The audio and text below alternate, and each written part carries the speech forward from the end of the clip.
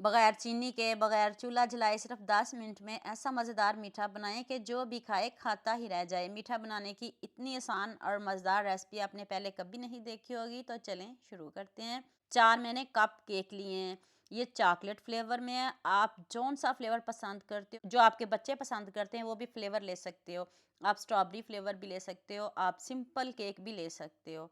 तो अब सबसे पहले हम केक की लेयर लगाएंगे, उसके बाद दूध डालेंगे। दूध ठंडा होना चाहिए और इसमें ज़रा भी मैंने चीनी का इस्तेमाल नहीं किया। सिंपल दूध है, ये डिब्बे वाला दूध है, तो आप पानी के बगैर दूध इस्तेमाल करिएगा। अब मैं इसको थोड़ी देर फ्रीज़र में रखने लगी हूँ, उतनी देर ये व्हिपिंग क्रीम है। आप सोच रहे होंगे कौन व्हिपिंग क्रीम लाए और कौन बीट करे, बनाकर देखिएगा, आपको मज़ा आ जाएगा। इतना टेस्टी, इतना यम्मी मीठा है कि आपकी दावत को 4 चाँद लगा देगा। व्हिपिंग क्रीम को आपने बहुत अच्छे से बीट करना है। चलें अब नेक्स्ट स्टेप की तरफ चलते हैं। अब हम दूसरी लेयर व्हिपिंग क्रीम की लगाएंगे, ऊपर सारी स्प्रेड कर दें।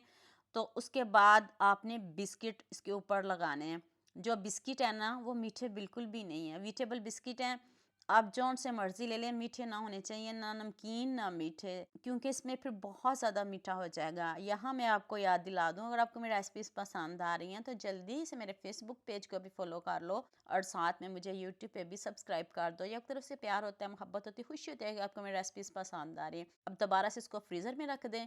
उतनी देर हम चॉकलेट को मेल्ट कर लेते हैं। ये डेयरी मिल्क चॉकलेट है, साथ में मैंने दूसरी चॉकलेट भी ऐड की है। 2 चॉकलेट मैंने इसमें शामिल किए हैं और फिर दोबारा से मैंने दूध शामिल किया है। पानी वाला दूध बिल्कुल भी नहीं, आपके सामने डिब्बे वाला दूध यूज़ कर रही हूँ। चीनी का मैंने ज़रा भी इस्तेमाल इसमें नहीं किया। बगैर चीनी के आज मीठा बन रहा है, इतना टेस्टी है, इतना यम्मी है।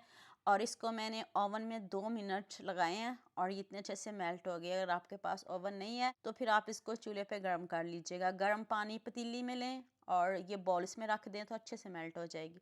अब डेकोरेट अपनी मर्ज़ी से कर लें, जैसे आप पसंद करते हो वैसे आप कर लीजिएगा, लेकिन इसको आपने 4 से 5 घंटे फ्रीज़र में रखना है। आप मुझे जल्दी से ये भी बता दें मुझे किन-किन मुल्कों और किन-किन शहरों से देख रहे हैं। मुझे बहुत खुशी होती है जब आपके फ़ेसबुक और यूट्यूब पर खूबसूरत से कमेंट पढ़ती हूँ। आप सबका खूबसूरत कमेंट करने का बहुत-बहुत शुक्रिया और आप सबके लिए भी दिल से दुआ है मेरी, आप भी हमेशा खुश रहें और हमेशा मेरे साथ ऐसे जुड़े रहें। अब मैंने बिस्किट से इसको गार्निश किया ताकि बच्चे खुश होकर खाएँ। बच्चे तो क्या, बड़े भी आपसे माँग-माँग कर खाएँगे। अभी ये ठंडा नहीं हुआ, इसको 4 से 5 घंटे फ्रीज़र में रखें, फिर इसको एन्जॉय करें और मुझे दुआएँ